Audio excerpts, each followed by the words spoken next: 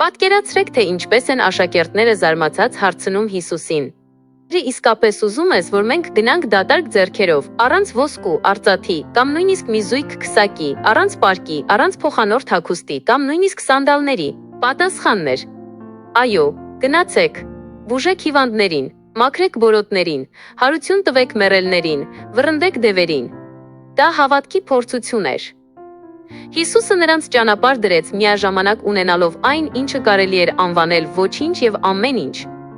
Նրանք ոչինչ չունեին իրենց ձեռքերում, բայց հավատում էին Հիսուսին եւ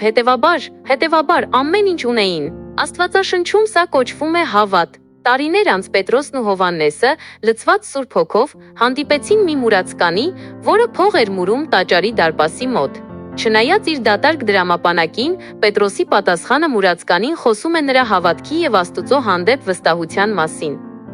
Ես ոչ արծաթ ունեմ, ոչ ոսկի, բայց ինչ ունեմ, քեզ եմ տալիս։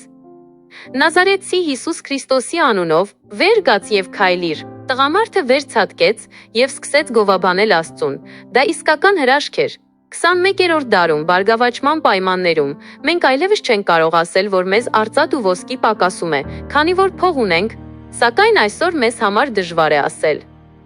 Նազովրեցի Քրիստոսի անունով վեր կաց եւ քայլիր։